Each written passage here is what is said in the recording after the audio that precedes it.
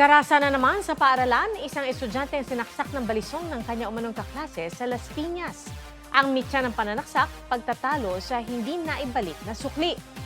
Nakatutok si Jomar Apresto. Pasado alas 4 ng hapon kahapon nang mahagip sa CCTV ang isang lalaking estudyante na nagmamadaling lumabas sa gate ng Las Piñas National High School. Lumapit siya sa barangay outpost at tila humihingi ng tulong. Maya-maya, may kita na ang mobil at ilang tauhan ng barangay na nagmamadaling pumasok sa gate ng paaralan. May humingi po ng tulong. Nakita ko yung bata nakahiga na lang. Ang dami talagang dugo. Ayon sa pulisya, isang lalaking estudyante ang nasaksak sa loob mismo ng paaralan. Naisugod pa sa ospital ang 13 anyos na biktima pero binawian din ng buhay dahil sa saksak sa kaliwang dibdib. Ang nanaksak ang 14 anyos na kaklase ng biktima na agad ding nahuli ng mga otoridad.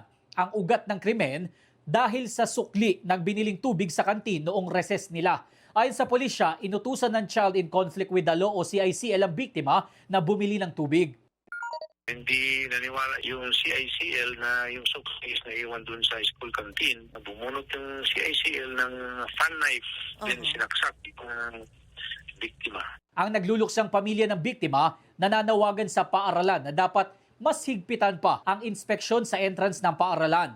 Hindi po maulit. Ilan po isang bis nangyari yan eh. Halos pangalawa na huli nangyari. Na-turn over na sa Bahay Pag-asa ang CICL na nakatakdang suriin kung may discernment sa kanyang nagawa. Sinusubukan pa namin makuha ang pahayag ng pamilya ng lalaking nanaksak. Iniimbestigahan ng pulisya kung may mas malalim pang dahilan sa pananaksak at kung paano na ipasok ang balisong sa paaralan. Meron silang guardian, meron naman silang metal detector. So yun ang patuloy nating i-inquire kung paano na-ilusot yung bladed grip. Bukod sa panawagang hustisya, kasagutan mula sa paaralan ang hinahanap ngayon ng pamilya ng estudyanteng sinaksak sa loob ng Las Piñas National High School. Idinaraing din nila kung bakit walang naka-duting nurse nang dalhin sa school clinic ang biktima. Mula sa Las Piñas sa Atutok Live, si Bon Aquino. Bon? Ivan Hustisya ang panawagan ng mga mahal sa buhay ng grade 9 student na nasawi matapos umanong saksakin ng kanyang kaklase sa loob mismo ng Las Piñas National High School kahapon.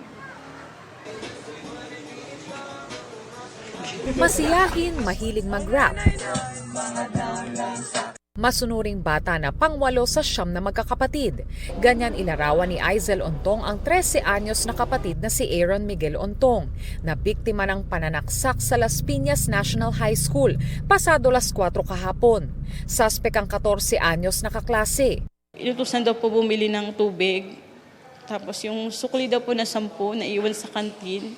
Tapos yung babalikan na po ng kapatid ko, hindi daw naniniwala yung sumaksak. Tapos naglabas daw po ng patalim. Ang sabi daw po ng kapatid ko, baka saksakin mo ako niyan. Tapos bigla na lang daw po sinaksak. Nakapaglakad pa niya ang kapatid matapos saksakin. Dinala po nila sa clinic, school ng clinic po. Wala daw pong nurse. Tapos napatagal pa po kasi yung sasakyan nga po, wala rin po.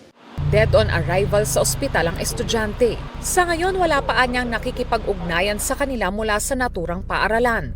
Ulila na sa ina ang magkakapatid. Gusto po namin malaman yung buong detalye galing sa kanila. Ano po ba nangyari talaga? Kung napatagal ba yung pagdala nila sa kapatid ko? Kasi bakit tumagal? Ba't walang nurse? Kasi kung may nurse, dapat may first aid. Di ba po? Kung nalagyan siya ng first aid, siguro masasagip pa.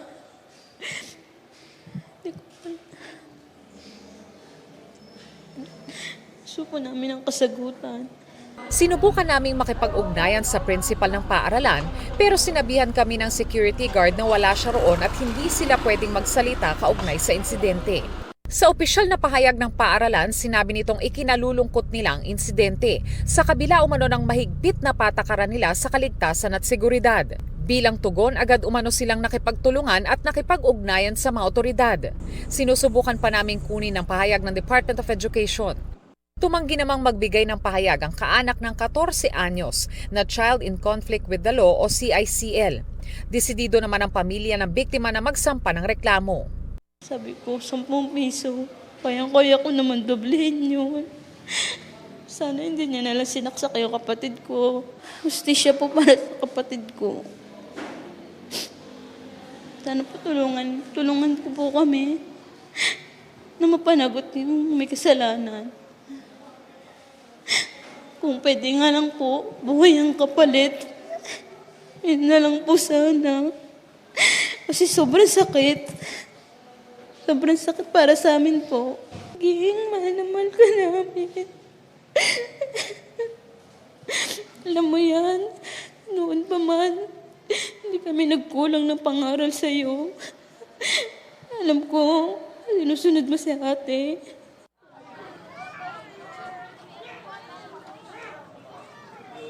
Ivan, sa ngayon ay nakaburol na ang mga labi ni Miguel dito sa barangay Daniel Fajardo. At ayon sa kanyang kapatid ay naisailalim na ang kanyang labi sa autopsy at sa ngayon ay nihintay na lamang nila ang resulta nito. Ivan? Maraming salamat, Bon Aquino.